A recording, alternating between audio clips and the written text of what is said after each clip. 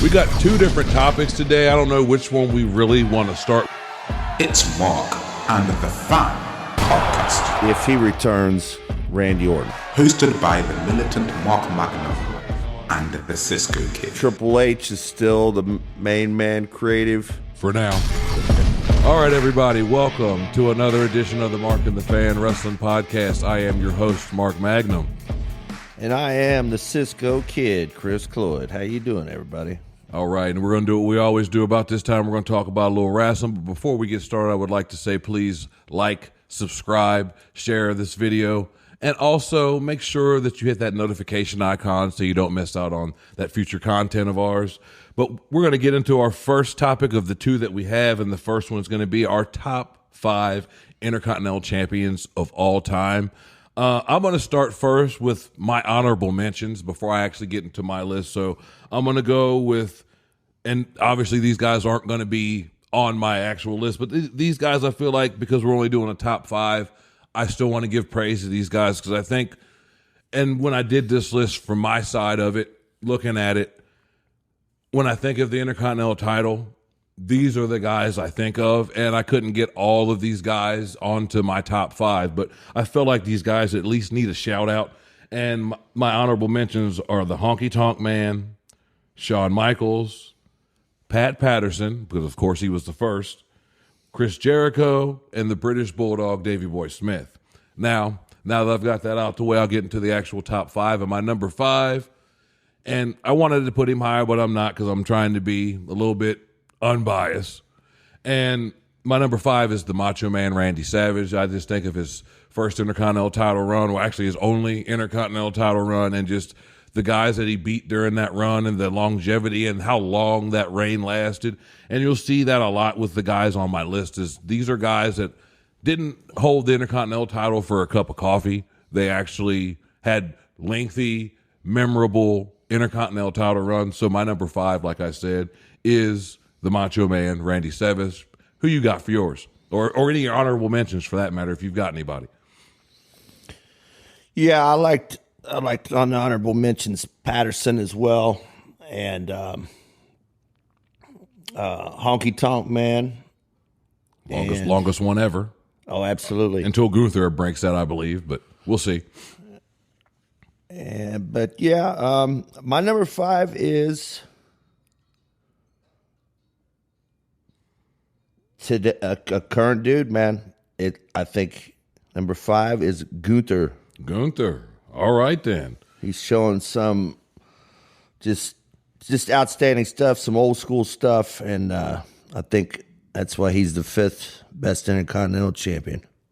All right, I'll go on to my number 4. And my number 4, and in some of these, there'll be a common thread, but this is a member of the Heenan family. And my number 4 is Ravishing Rick Rude.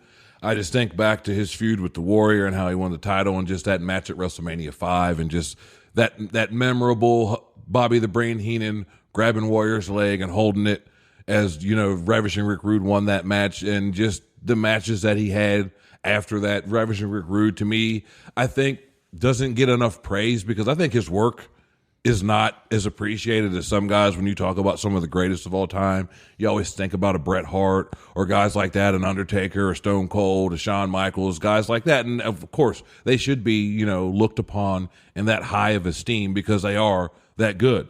But I think Ravishing Rick Rude, just because I don't think he won the title in 90 like they should have done with him when he was going against the Warrior in that cage match they had at SummerSlam, I feel like that would have pushed him a little bit higher in some people's minds. He did a lot of great work in WCW after that, but I just don't feel like he gets that respect that he deserves, and that's why he's my number 4 on my list.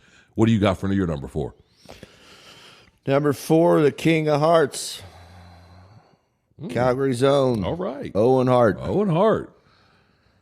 Yeah, Owen Hart, former Slammy winner. Multiple time Slammy winner. But I think, everybody uses Intercontinental kind of as a stepping stone for the heavyweight, and I think due to the back in those days, at least it was not so much now, but yeah. Due to the outstanding competition and the sad loss. We lost him so young. Yeah. The way that we was lost the him. only reason he didn't go beyond the Intercontinental, in my opinion. So shout out to the memory of Owen Hart. Yes, indeed. Rest in peace, Owen. All right. After that, I'll go into my number 3, and this is somebody you already had on your list, and he's on mine for sure as well, and that is Gunther. I love what they've been doing with him. I'm so happy that Vince wasn't in control during the majority of his title run, because there were those rumors that, Vince was wanting to bury Gunther because he didn't see anything in him, and I don't know how. You don't see anything in a guy like Gunther, Walter, whatever you want to call him. I mean, just the way he works, he makes every other guy look better. And for me, as a guy that used to do this, he's got that ability to work with anybody. And some guys don't have that ability. They're used to working the lucha style, or they're used to working the strong style, or they're used to working whatever style, more technical, whatever they do in the ring. And then when they get in there and you're a technical guy and you've got to work with a lucha guy, it's happened to me where it was out of my comfort zone a little bit because that wasn't what I was used to. And when you get in there and you've seen him wrestle Rey Mysterio, and you've seen him wrestle Sheamus, and you've seen him wrestle McIntyre, and he's wrestled a different array of guys, Ricochet. I mean, just different guys. And to see all those matches and all of them be good just speaks to how good he is. And it also speaks to how he's kind of making the Intercontinental title actually mean something again. And that's something that's been desperately missed. It's been traded around, and you've had guys like The Miz win it multiple times, and Jericho. And there was a time when the title meant something. And I think for the last 10, maybe 15 years, that Intercontinental title has just been, what it is, a prop. But it's not what it was in the 80s when Macho had it, or when Steamboat won it, or when, Mr. Perfect won it, or some of these guys that we look upon when we think of the Intercontinental title.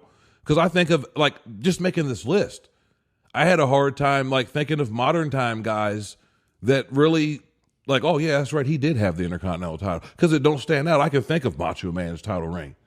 I can think of, Ravishing Rick Rude's title reign. I can think of Pat Patterson, even though some of that was obviously before my time. I know what he's done. The Bulldog's title reign. Jericho. There are guys, but it's not like it was back in the day because, like I said, it goes back to my argument that the title's not as important as it used to be. And I think that's the problem, but I love that Gunther is bringing that back. And I hope he is that guy to beat the Honky Tonk Man's record of the longest Intercontinental title reign of all time, because he's that guy. Just like I feel like with Cody at WrestleMania, he was the guy. Gunther's that guy as well. So what do you got for yours? My number 3 is mainly based, it's super biased to everybody, but you go back to SummerSlam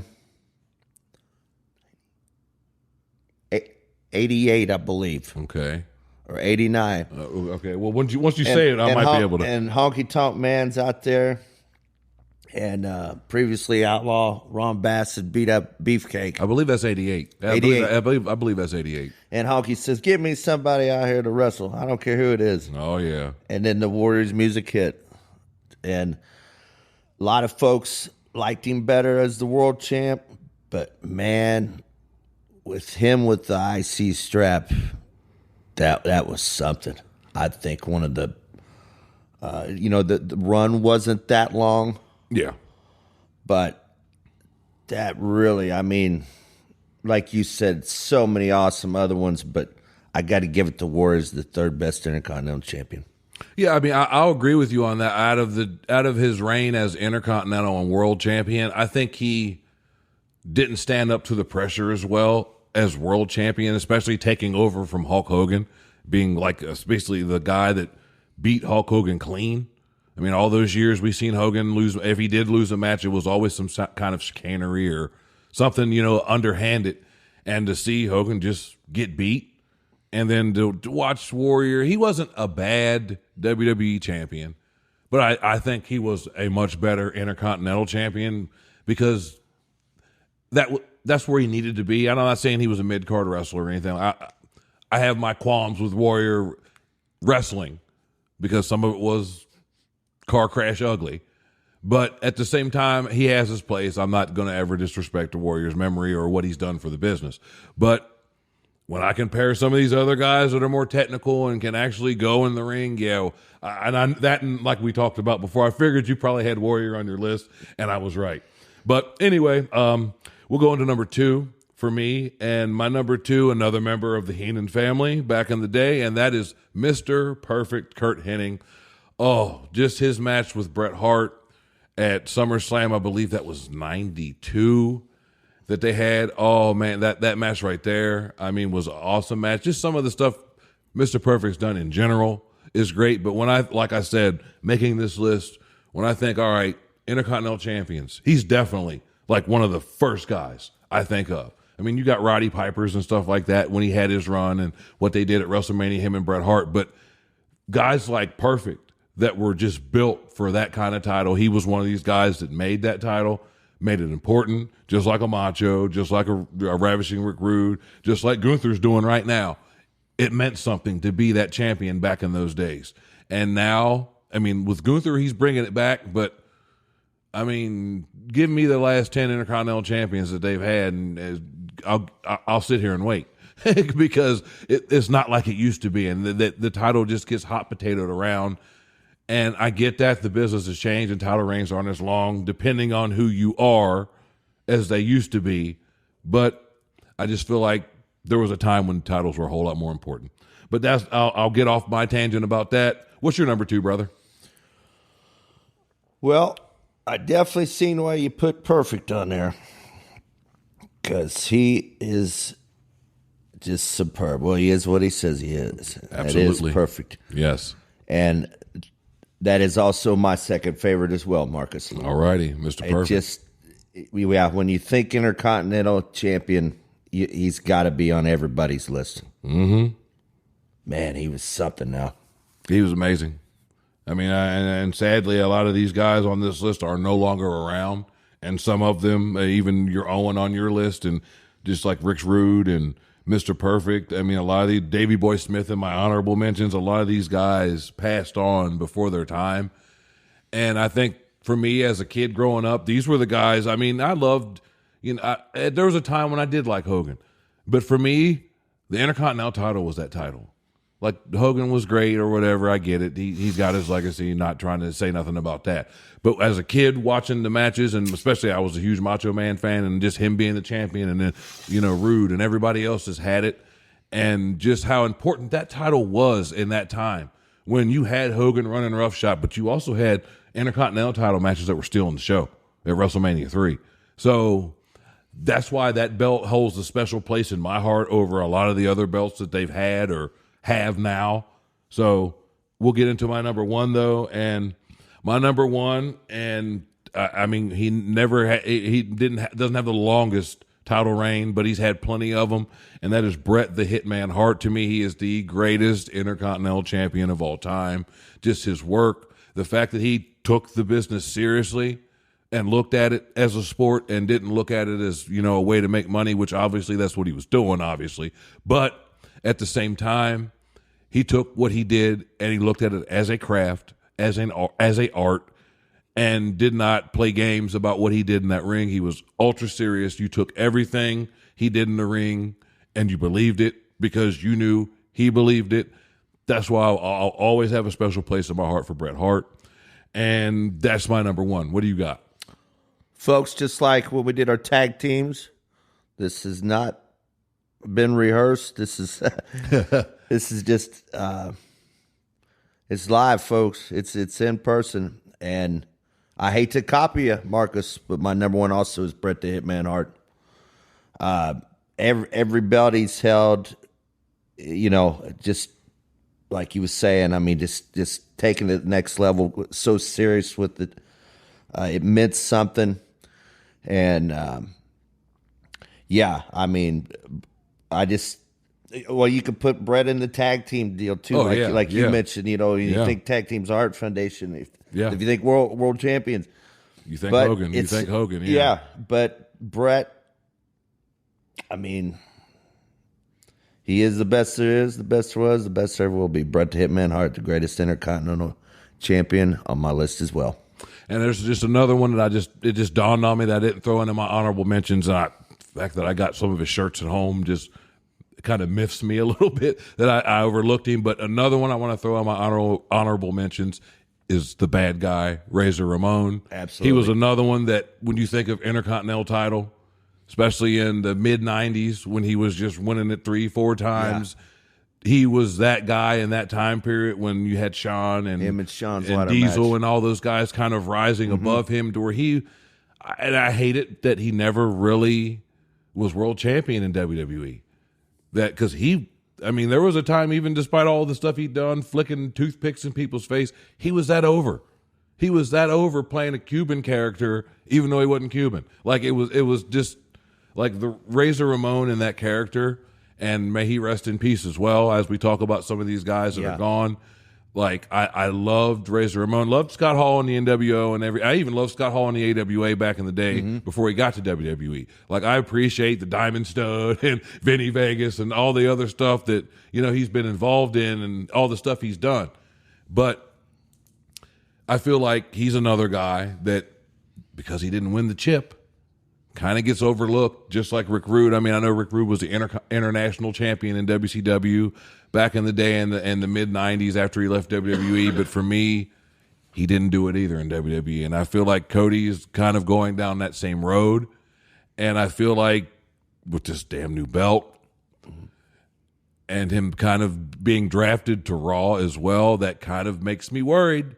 But that's our list. That's our top, and our top 5 Intercontinental, and I think it's an awesome list. I knew Warrior was going to be on yours somehow, some way, and you got him on there. I'm surprised he wasn't number 1 because I figured that's what he was going to be. Yeah, and a lot of people's going to hear my list and say, "Really, no Rick Rude?" And I mean, just I guess replace Gunther with Rude, or I mean, they're almost equal. Just equal in the fact of where I think Gunther's going to go on to. Yeah. That's why. Yeah. So those are real close. Like you mentioned, Razor, Shawn. I mean, these guys. Even Diesel. He was a decent. I mean, he wasn't the worst. Yeah. There was so many good Intercontinental champions, and folks, we just had to come up with 5 each. So that's a pretty hard task. All right, now we're going to get into our second topic.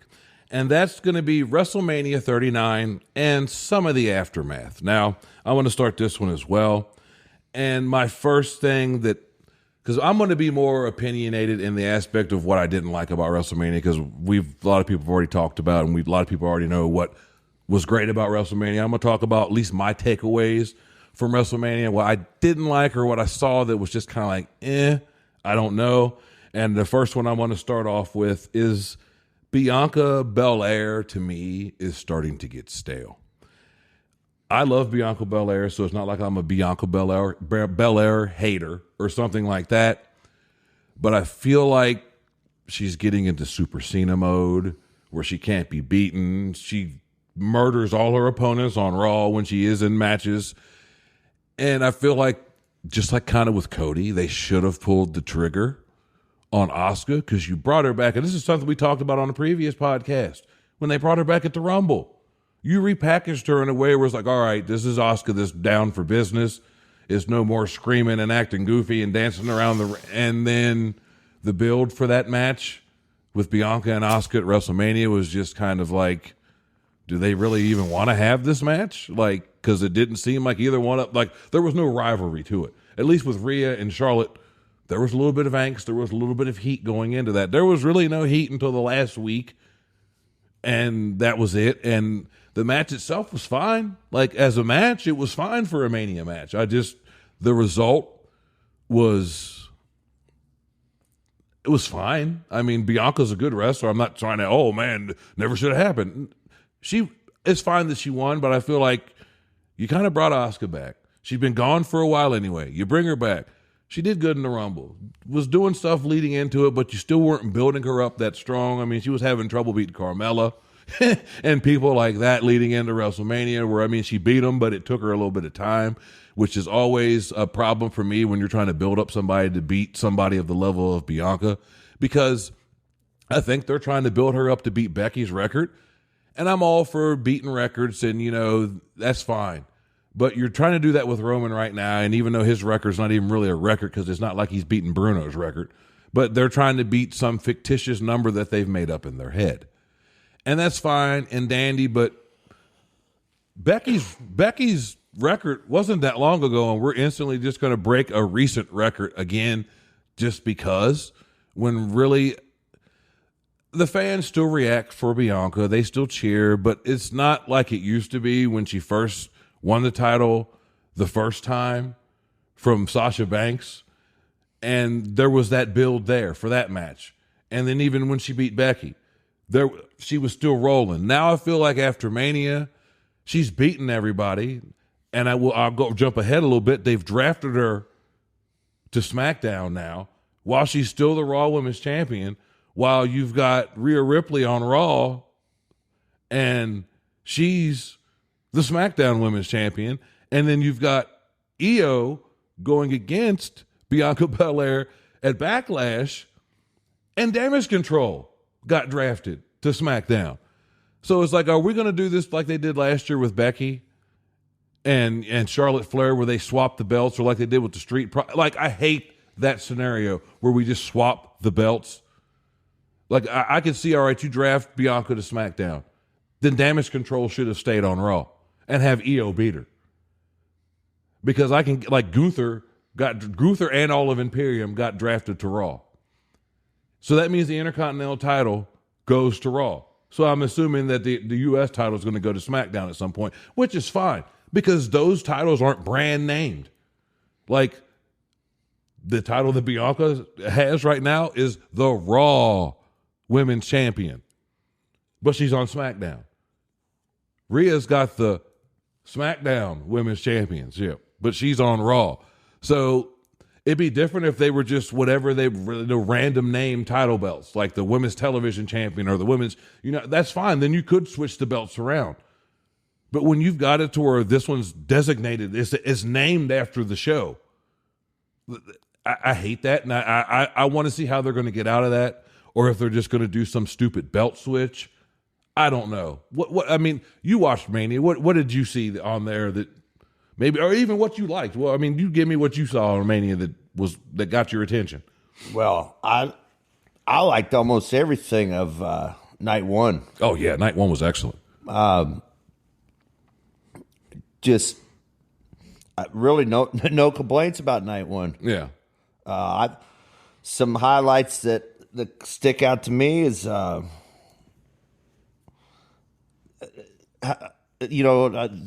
entrance for Dominic.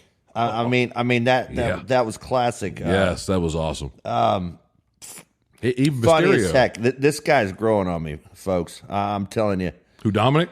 Absolutely. Yes. And then I liked. I'll tell you one, Marcus, that I really liked. That to me almost stole the show, and a lot of folks don't agree with this. But the men's fatal 4-way tag match. Oh, that was a big old showcase match. That was outstanding, man. Yeah.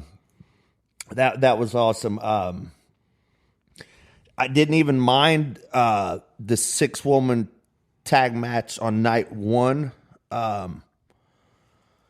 Now, night two, the fatal 4-way tag match with the women, that was a snore fest. Yeah. It was pretty I bad. couldn't tell you much about that. And then I like how Snoop Dogg saved the day with Shane going down. Oh God, that was God. I mean, was hideous, it was a little bit ugly, but A little bit ugly. but Why are you being so damn nice about it? That was hideous, dude. That's his first time back since his dad fired him at the Royal Rumble last year. And this is your first appearance and you blow out like, anyway, go on, keep going. What the hell? It was terrible. And then everybody agrees on this one. Maybe not on who they wanted to win, but the triple threat Intercontinental was off the charts. I mean, these guys, folks, if you haven't seen it, they beat the crap out of one another. Oh, that was a masterpiece. And then Masterpiece. That was a masterpiece. I should have just turned the TV off there at the Roman and Cody one, and I'll let you talk about that if your thoughts on that maybe later. I mean, I'll go right into that. Cody should have won, just because I'll go into both my points for this, because I think the Bloodline's spinning their wheels right now, and with Roman being gone again, he's not there to kind of do his deal, to where they're kind of doing it through Heyman, which is fine, I guess. It's still furthering that story, I guess, but they're kind of in a holding pattern. They're kind of still just there, but there's no reason for it anymore, because Sammy and them beat y'all. They just beat him again on SmackDown the 2 nights ago as of recording. So that's over. They've teased Solo was going to do something on SmackDown, and Matt Riddle kind of stopped that. So it seems as if the Usos are about to leave the Bloodline. Now, one of my thoughts is, and I know there's a hiring freeze from the rumors that are going around right now that they're not hiring anybody, but maybe Roman brings in some different Samoans. I don't know what they're doing. I'm trying to figure it out, but it's sad that less than 2 months ago, 3 months ago, whatever it's been, we were talking about the Royal Rumble, and just how that was the most captivating story in wrestling.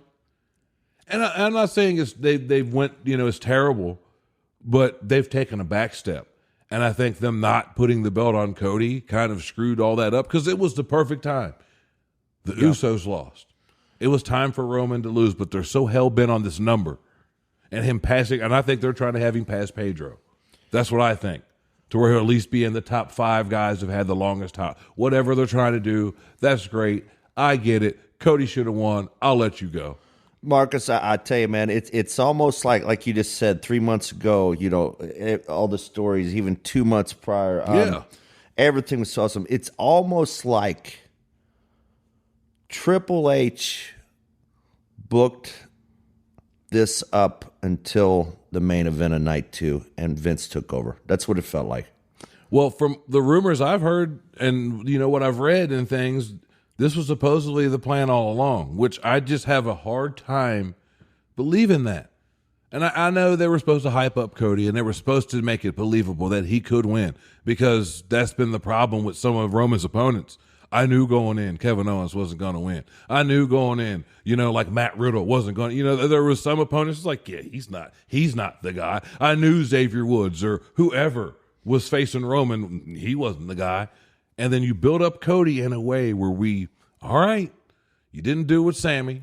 You didn't do it with KO. You didn't do it last year at Clash of the Castle with Drew, when a lot of us thought, all right, this is closer to Drew's home base, where he's from. Maybe they'll pull and they didn't. Solo got introduced to the group. All right, not a big deal. Now we're falling into that same old pattern and it's the same thing that happened to Cody at WrestleMania, where somebody gets involved, and we're to the point now where it makes the referees look stupid, because it kills me when a heel cheats. And I was a heel when I wrestled, so I'm all for heels. I love me a good heel. But when Solo got involved, and then they show the replay back in the arena or stadium in WrestleMania's case, you're telling me the referee's not looking at the monitor and seeing what the hell just happened? And we're not, like, it makes the referee look dumb, where every single one of Roman's matches, somebody gets involved, or the Usos matches, or Solo's matches. I get that heels got to get their heat. I get it. And sometimes you got to run an angle. But sometimes, can they just win? Could Roman have just beat him? Yeah. If you're going to have, I get you're trying to still give, Cody an out and make it, all right, well, we can't just have Roman beat him strong. We got to give him some reason why he lost. All right, I get that. But I can think of plenty of matches where Roman needed help to win, and I can get it. He's a heel. I understand. That's how it works. I know. I wrestled for 12 years. I know. But even Ric Flair didn't cheat every single damn time. That's right. He didn't need help from the Horsemen every single time. So that's my problem. Sometimes he would cheat on his own, not have it to where it's always backup. That's just my problem with it. Yeah, So, and how about, here's another missed opportunity. You've got L.A. Knight. Don't 2 even get me nights started. in L.A., and they can't find something for him. Or Lashley. Exactly. Like, and you wasted that. Yeah. I mean, Miz wrestled technically 3 times. Right. Technically 3 times on Mania. You couldn't squeeze in a 5-minute or a 6-minute or an 8-minute match for Lashley or LA Knight. Yeah. That was a big problem for me too. Yeah, I mean, we all love McAfee, but have LA Knight on night 1 come out and beat the Miz, squash match, or have that drag out a little bit and then have Bobby squash him on night 2. For me with McAfee, it was good to see him and all that, but I mean, it wasn't like the fans like blew up like that. It wasn't a Road Warrior pop or nothing. I mean, they were happy to see him, but it's just like, oh, we're getting McAfee versus The Miz. Oh, yay. No different than Shane. People pop because it was Shane and because we have a lot of smart fans. In the age of the internet, a lot of us know what's going on and what's going on backstage. So we knew that Shane was fired last year and all the stuff that went into that, or at least a good portion of us knew that. And to see him come back, there was that initial pop. But then you kind of come to the realization, oh, it's The Miz versus Shane. And then shortly after that, he blows out his quad or whatever it was, and that was the end of that. And Snoop Dogg had to do the world's worst people's elbow. And it was a missed opportunity. I'm with you because I was waiting both nights, and then it broke my heart to watch Lashley come out on stage and just hold up a trophy. And I'm thinking, that's it? Because I'm waiting okay, LA Knight's going to come out, or somebody's going to come out and interrupt Lashley, and this is going to turn maybe not even into a match where they get into the ring, do a little beatdown segment, and that's it. At least give him something. But it was just him standing on the stage, lifting up a trophy while his music's playing, and and that's it. You're absolutely right, buddy. And I don't know why the higher ups can't see something in LA Knight like we're seeing. The fans see it. He's a heel, and they're cheering for him. I mean, the ring announcer will say "LA Knight," and I know I hear the fans say "Yeah." So I mean, the fans are into him. There's something about it, man. I mean, it's a little. We've probably talked about this in prior cast, but a little bit of Austin, a little bit of The Rock, a little bit of Ric Flair. Yeah. I mean, he's the total. No pun intended for Lex Luger. God bless you. The total package is right there. Yeah. And why they won't put the rockets on him, I have no idea. I mean, he's getting up there in age as well. So, I mean, it ain't like you've got another 10 years to build him or to get him in the spot that you want to put him in, to get him to where you want him to be at. Now, I mean, I know I've heard people conversate about maybe he's going to win Money in the Bank. I don't think they're going to do that. And for me, the last several years, for at least the men's side of it, the Money in the Bank means nothing. They've won it and not successfully cashed in lately. No different than the men's Royal Rumble. Like the last several years, like Cody won it this year. Did he win it WrestleMania? No. Brock won it last year. He lost to Roman. Edge won it the year before that. Him and Daniel Bryan lost to Roman. So it's like the luster and what it meant back in the day to win the Royal Rumble and what that meant going forward. Yeah, I know Shawn went, he won a Royal Rumble and lost, but he won another one and then he won. So I know sometimes you've got to have it to where the guy that wins loses, but I can think of Nakamura and just other guys that have won the Rumble, and that was kind of as far as you got. I mean, you got Hacksaw Jim Duggan as the first one. How many titles he won in WWE? Not a damn one. And I know that was a different time and the Royal Rumbles were structured different and it wasn't about the title back then. But now when I can sit there and just like I just did, just rifle off 3-4 recent names that won a Rumble. Asuka won a Rumble. She didn't, you know what I mean? Like a lot of these recent Rumbles, they win them and it's like, Drew won one, in 2020 and he won. And then ever since then for the men's side, it's been 3 years worth of this match basically means nothing. You had a guy in Edge that won it that didn't need to win it. You had Brock that won it last year that didn't need to win it. And then Cody, who should have won it, when he gets to Mania, you do what you did to him. So, I mean, that's my problem with all of that. And, I mean, there's other things like the sale of WWE to Endeavor. I'm happy it's not the Saudis at least. And it's at least going to be controlled by a sports-based company. That's good. But with that, we got the full-time return of Vince McMahon. and he's supposedly Yeah. back in Stanford from what I've been seeing and reading and hearing. And I know he was there the night after Mania, backstage, running, at Gorilla, so there's that. And I know he's not there every show. And a lot of people, he's not there every show, so he's still letting them know what he wants from wherever he's at, whether he's there or not.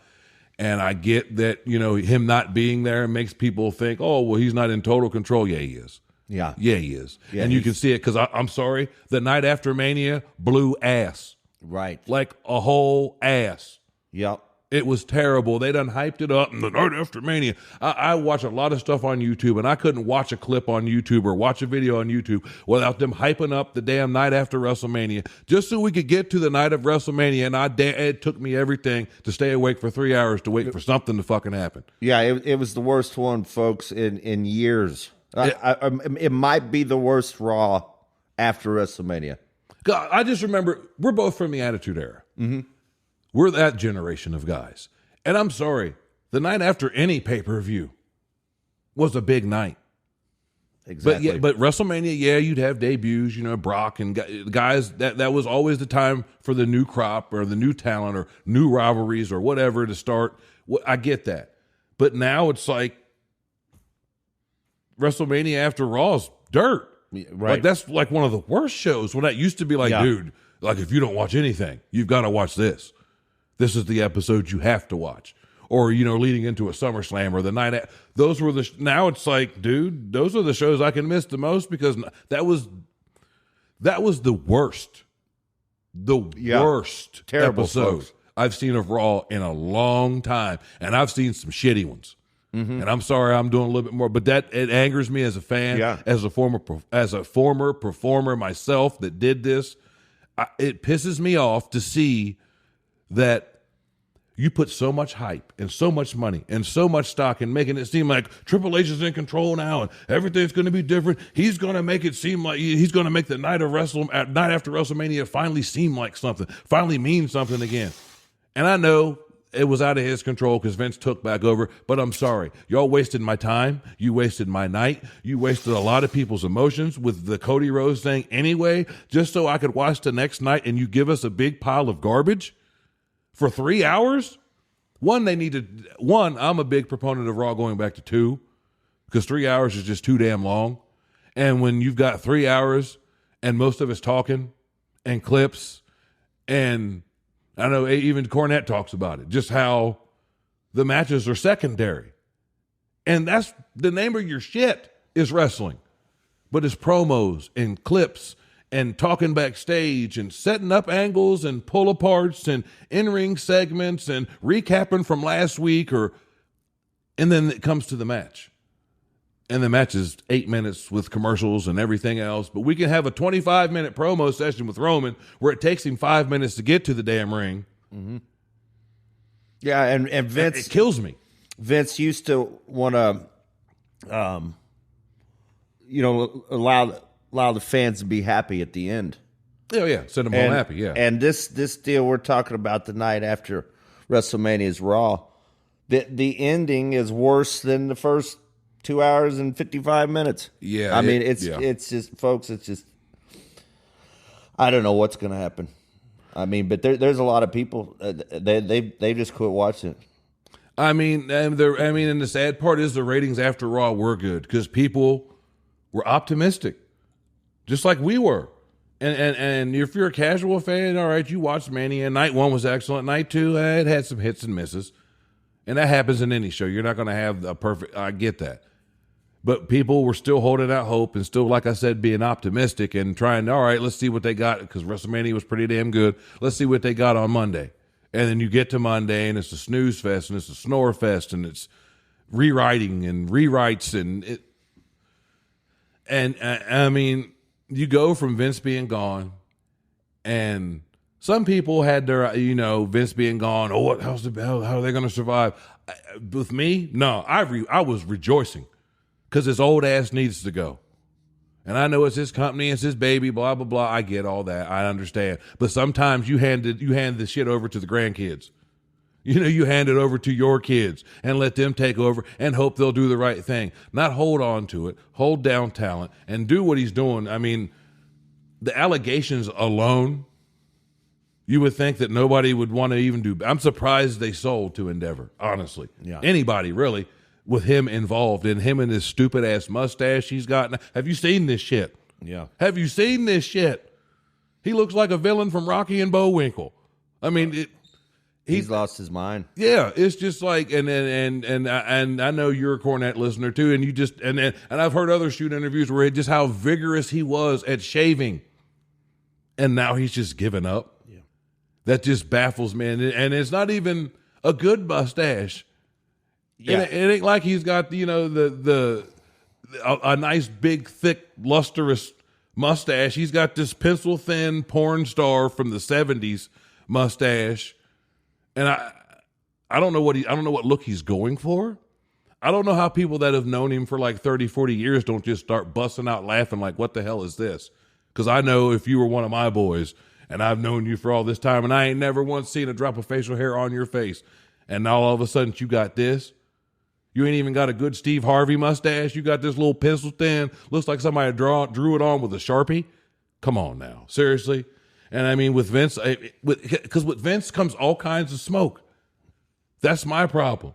I mean, there's just now a new lawsuit that a former writer that was there from, I think, 2000 to 2020 to 2021 or 22 is filed for racial discrimination, just for some of the storylines and stuff. And I know I've listened to some of this stuff online, and you've got a segment of people saying, oh, it's not that big of a deal, and it never actually made it to television. And I get part of that argument. But the fact that we're even having the conversation in a writer's room in 2023 or 2 or 2021, whatever year it was, is a problem to me. The fact that we want Bianca Belair to act like the stereotypical black woman, taking off her earrings and kicking off her, high heels. Girl. I mean, I'm sorry. As a black person, yeah, that offends me.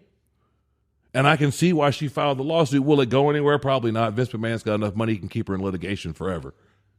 But for me, I see the argument. I mean, because Stephanie's named in this. I mean, there's a lot of people named in this. Vince is named in this lawsuit. Like I said, I don't see it going anywhere.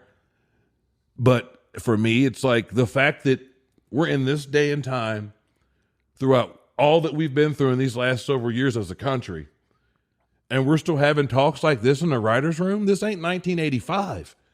This ain't 2005 even, for that matter. Right. And we're still having, we need to have Shelton Benjamin or any black person. We need to, what? Or any person. Because I didn't like how they did Oscar for the longest either. Just having her be that crazy Asian. Like, why can't she just be serious like everybody? Why she got to always, like, and I feel that way about a lot of the Japanese wrestlers they've had, from Yoshitatsu all the way from Taka Michinoku. They've never done a Japanese wrestler right, in my personal opinion. And that's just some of the Japanese wrestlers I could name off the top of my head. There's not, even Nakamura. Yeah, they gave him titles and stuff, but it's like he won a Royal Rumble and you did nothing with him after that. Just so you could have a supposed dream match with him and AJ Styles, even though they've wrestled before elsewhere. So I just, like, I'm fine with them selling to Endeavor. Like, what's your opinion on it? I'd like to know the sales pitch. That I don't know how Ari was bamboozled by wanting Vince today, with all the. That's what I'm saying. With all the legalities, and I mean, he's saying what Vince did in the 80s, 90s, and 2000s, early 2000s, and it's like, no, that was different because Vince had, yes, he had the vision, he had the sales, the marketing deal. But he had all this talent. He had all the talent outside the NWA, a little bit of the AWA. But, I mean, now we're seeing, yes, Vince is older, but... Too old. Folks, this is what you get when you don't have a lot of talent around you. I mean, yeah, there's a handful of guys and girls, but with no talent, and an older, super old Vince McMahon, I don't know how Ari wanted WWE with Vince. I understand him wanting WWE.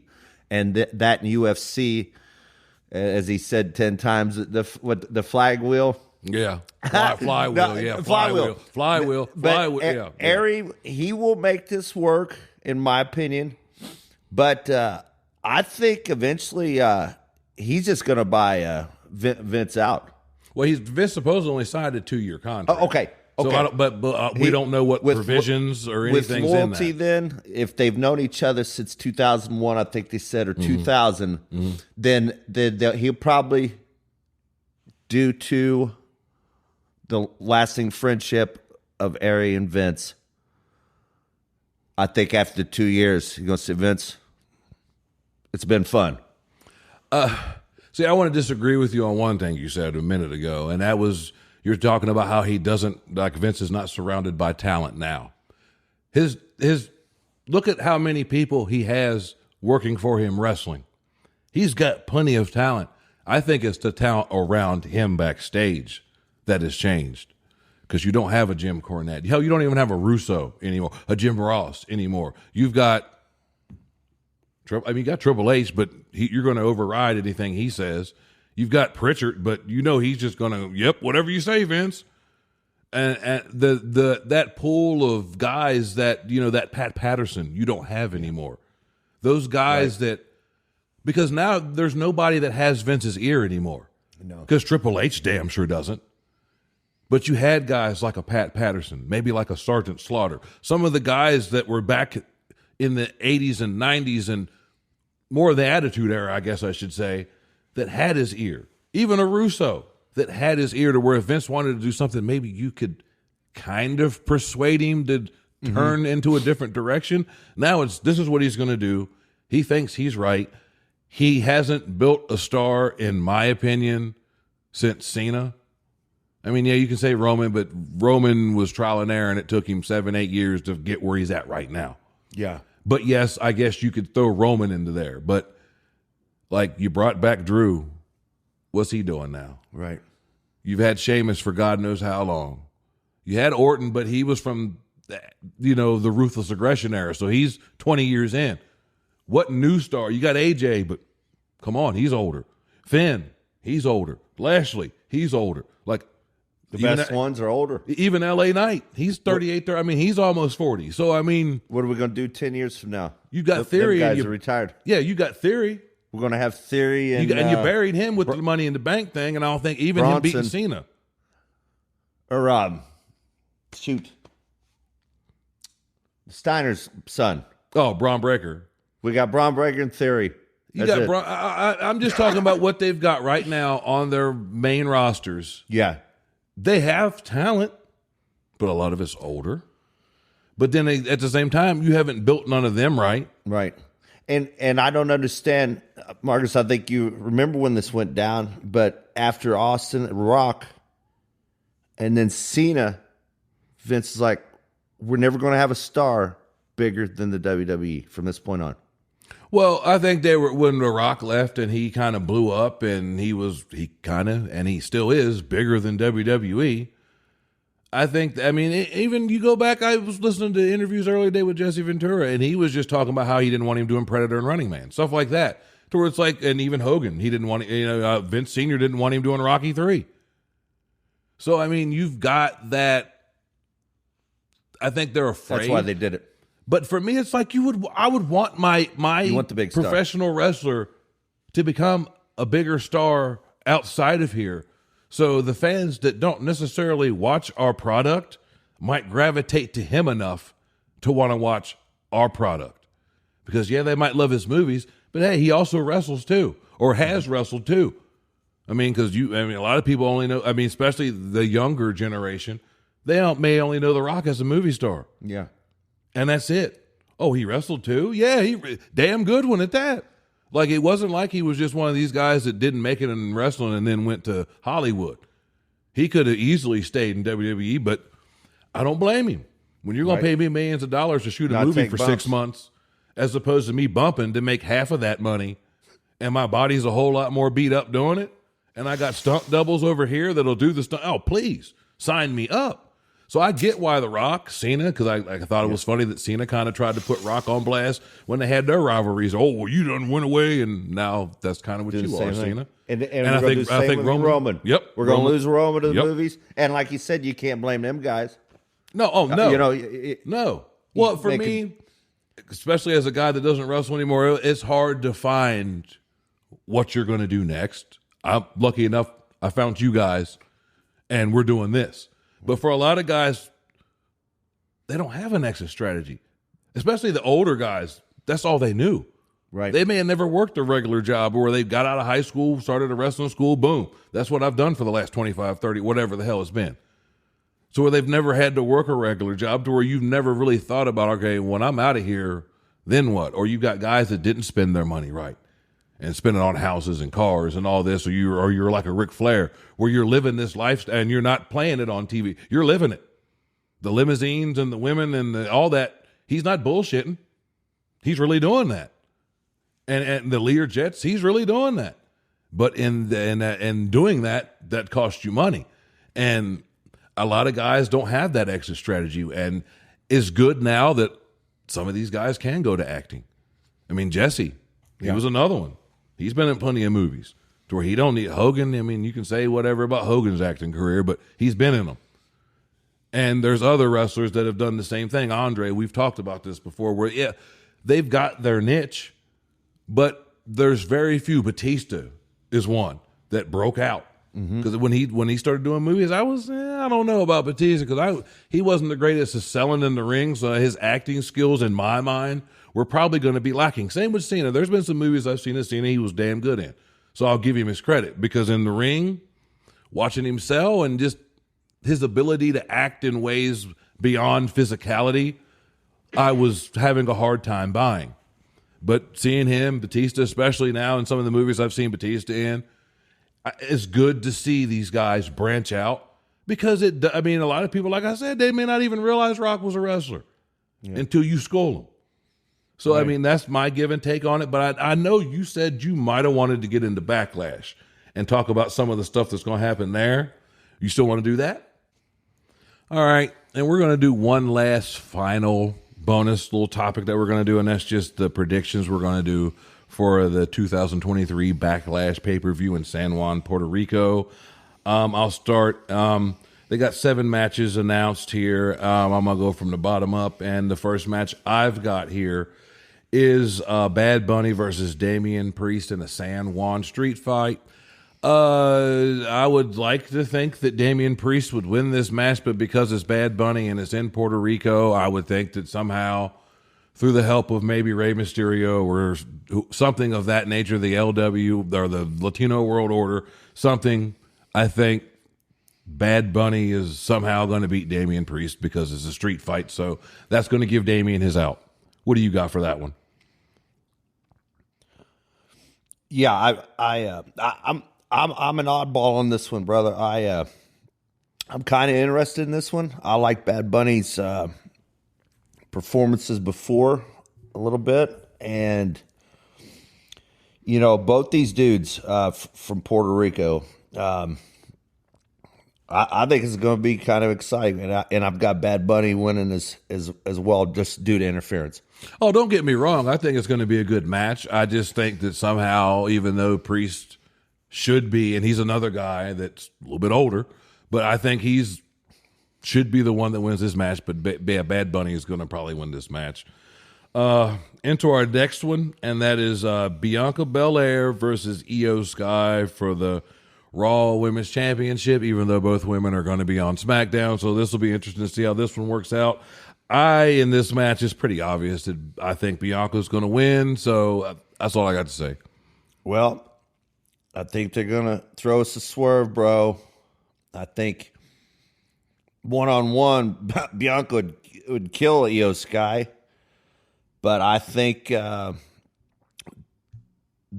I think both girls outside the ring is going to interfere, and I think we got a new champion. See, it's obviously possible. I just think that part of me thinks that they're going to screw up, and damage control is going to cost Io, that match, and then make it to where when they go to SmackDown, they're already in. I mean, because they're kind of already are in breakup mode, because you can tell that they're all not on the same page. So I feel like, I mean, I guess Io could win, but they've never done it in WWE where the person that's not the leader is the one that wins the championship. So that's why I'm having a hard time thinking Io is going to win. I think maybe either they screw up on accident or Bayley does something on purpose just because she's jealous and doesn't want to see. Because Bianca and Bayley wrestled 3 times last year, and all 3 times Bianca beat her. So there might be that story they're trying to tell where maybe Bayley's kind of like, hey, I couldn't beat her, and I don't want you beating her either. So I don't know. I still think Bianca's going to win because they drafted her to SmackDown, and I don't see Io being the one to carry that division per se.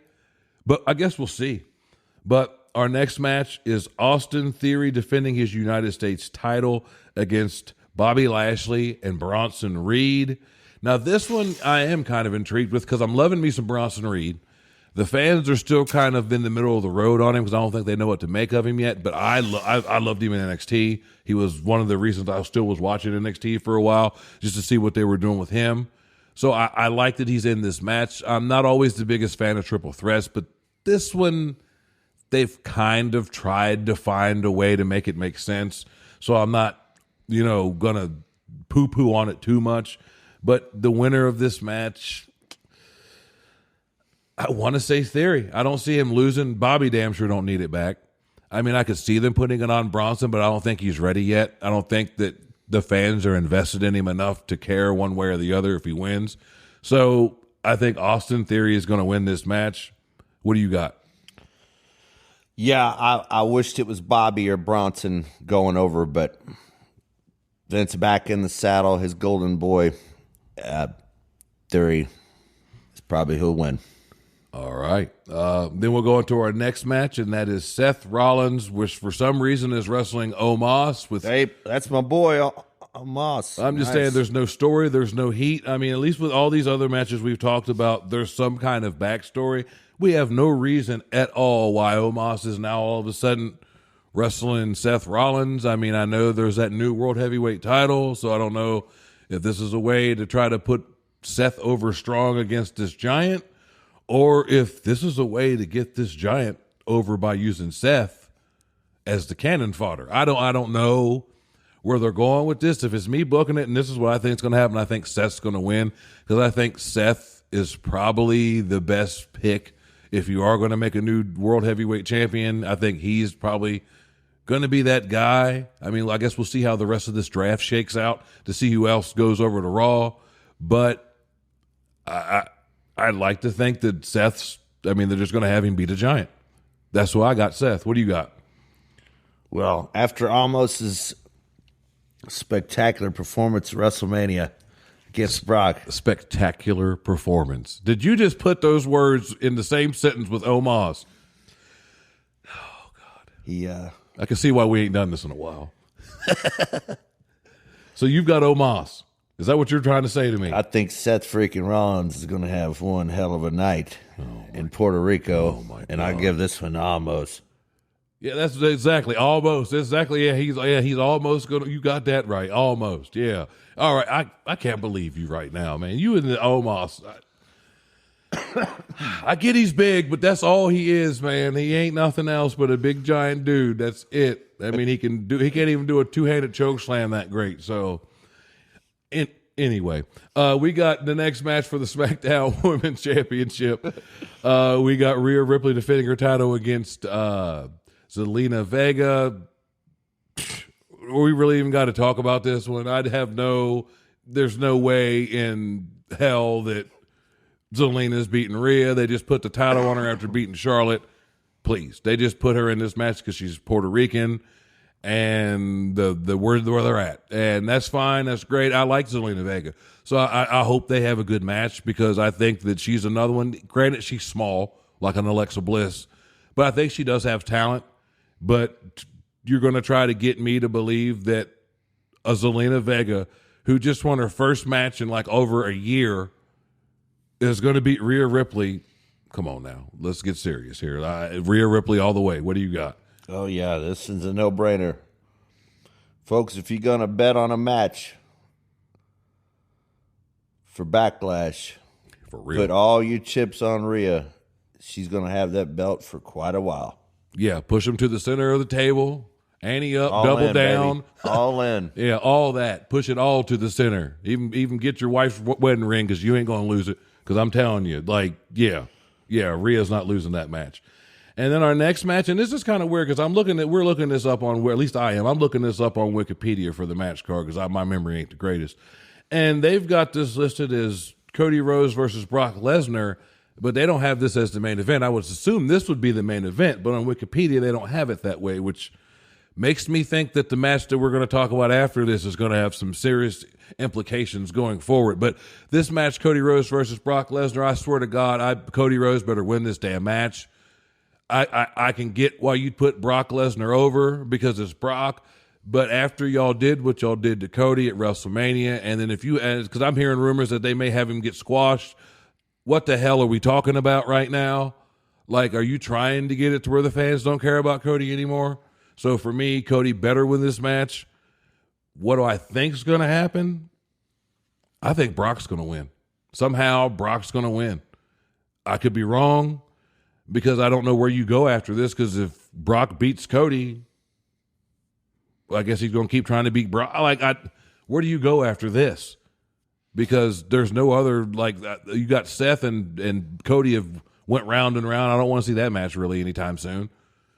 And granted, another Brock and Cody match would be entertaining, but for me, Cody's got to win this match. But first, especially after Mania and how sure we all were, not just me and you, the wrestling community as a whole just figured, all right, this is the time they're going to pull the trigger Cody after him coming back, the Royal Rumble win, everything going on. Now's the time, and they didn't do it, to where now I'm kind of like, where are they going with this? Where is this going, and why are we doing this angle? Is it because Brock's jealous that Cody came close? I don't know what it is, but I'm part of me's intrigued what's going to happen in this match, because it is a top shelf match, Cody versus Lesnar, something we haven't seen before. Those two have never wrestled, so I'm liking that dynamic because it's a fresh match. But after the stench of WrestleMania and the stink that put on Cody, and granted, I know the fans are still with him, but this could be that match where they might veer away from Cody a little bit if they don't do the right thing with him. But I still think Brock's going to win. What about you, man? Yeah, everything you said. I mean, Cody, this will definitely be the match where there's going to be the most, passion and the heart and soul in it. I mean, we're all pulling for Cody, but hopefully he wins to redeem what happened the night after WrestleMania. But then, it's calling a Brock match. He's the only guy that wins more than him's Roman. So yeah, that's my problem. Same deal. I'm going for Cody. I don't know. I do it. I do a different take. I just don't know. I guess I want Cody to win. And but who do you think's going to win? Because I'm going with my heart, it's Cody. But who do you think they're going to put over? Is the question.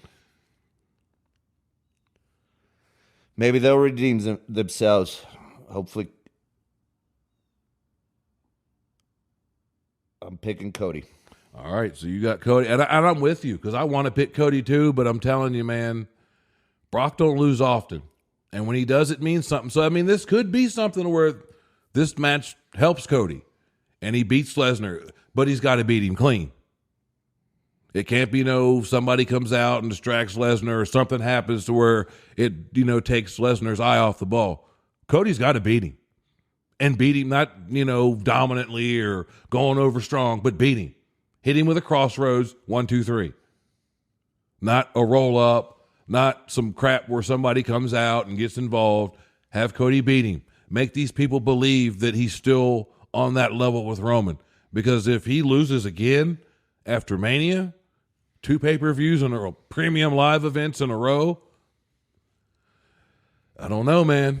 But anyway, we'll get into the final match and the close for this podcast for this week. But the main event, I reckon, from what I'm looking at on Wikipedia, it is Matt Riddle, Kevin Owens, and Sami Zayn versus the bloodline of Solo Sikoa, Jimmy, and Jey Uso. This is leading into what I was saying earlier. If this is the main event, I think this is the main event for a reason, because I think the Usos and Solo are going to lose. And we might, because it seems like all these bloodline segments, the bigger story arcs are happening at these premium live events. You think back to Royal Rumble and the Kevin Owens thing and Sami Owens turning, or Sami Zayn, turning. Well, I guess not turning, but coming to his senses. And then you had at Elimination Chamber the whole Sami versus Roman match. And then you had the WrestleMania thing with Cody that kind of left a stink in our mouth and in our nose and everything, to where I'm just feeling like maybe this is the end of the Usos in the bloodline, to where I don't think Solo is going to be the one that loses this match. I think it's either going to be Jimmy or Jay.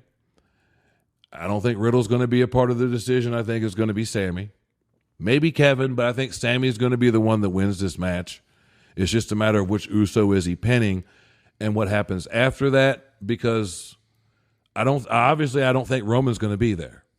So that means Solo's going to be the one that has to execute whatever Roman wants, to where if there is going to be a turn where, say, Solo beats down the Usos and there's no Roman, like I was saying earlier, maybe even though there's supposedly a talent freeze, maybe they bring in, maybe the Gorillas of Destiny over in New Japan, and because they are family and they would still be bloodline. So, I mean, there's different ways this story could go. Then again, Sami and them could lose. I don't see that. They're the tag team champions, and I think you want to keep that momentum going and kind of keep the downward slide of the bloodline going and keep that plate spinning and see where it goes, because I want to see if they lose and Solo failed on Friday to execute whatever plan was supposed to be in place against the Usos on Friday when they lost their rematch against Sami and Kevin. I want to see, all right, in Puerto Rico, especially this is their first time being there in years, especially for a premium live event. Are they going to do something memorable? Are they going to do something big to get people talking? I think they are, and I think this is going to be the last time we see the Usos in the bloodline. That's my opinion. What do you got? I hope you're right, man, because 6 months ago, a year ago, I didn't give a hoot about Jey Uso. And then the whole deal with him and Sami here in recent times, really starting to like him. And I would love to see, the bloodline split up and Sami. Yeah, either one of those three, Sami, Kevin, or Riddle, pin Jimmy or Jay. And that's what I think is going to happen as well, man. It's just a matter of what happens after. Because, I mean, you can just tell by the way Heyman's been acting that obviously Roman's kind of done with Jimmy and Jay. But they're still a part of the bloodline, because I think he was going to see what they were going to do with these tag titles on SmackDown Friday, which was 2 days ago as of this recording. So I think he was holding on to that. Now we've got this match in Puerto Rico, and if they can't win that, on top of them losing at Mania, losing on SmackDown, then you're going to lose in Puerto Rico at another premium live event right after Mania basically in the same month span. I would think that's going to be the end for y'all. So I'm looking forward to see how they do it. And the aspect of this is going to make the Usos face, I would think, obviously. So where do we go with that? How's the relationship with Sami and Kevin and the Usos go from there? Will there be one? How's this going to go? Because, I mean, even in the draft on Friday, they had it to where Roman, Solo, and Paul Heyman got drafted together. But the Usos are on the Raw's draft pool for Monday. So it's obvious, just the way they're writing this, Roman's distancing himself from the Usos. And if they lose in Puerto Rico, I think that's that last little bit, that straw that stirs the drink type of deal. So that's what I think. But you got anything else left to say before we get out of here, brother? What she gonna do, brother? All right, well, What she gonna do when Almost runs wild on Seth freaking Rollins? any damn way. Please like, Thank you, subscribe, share. Also, hit that notification icon so you don't miss out on new contact. I am Mark Magnum from the Mark and the Fan Wrestling Podcast with my boy, The Cisco Kid. Thanks a lot, everybody. We'll see you when we see you. Peace. This has been the Mark and the Fan Podcast with your hosts, Mark Magnum and the Cisco Kid. Find us on YouTube and Facebook. Please remember to like, subscribe, and share with your friends.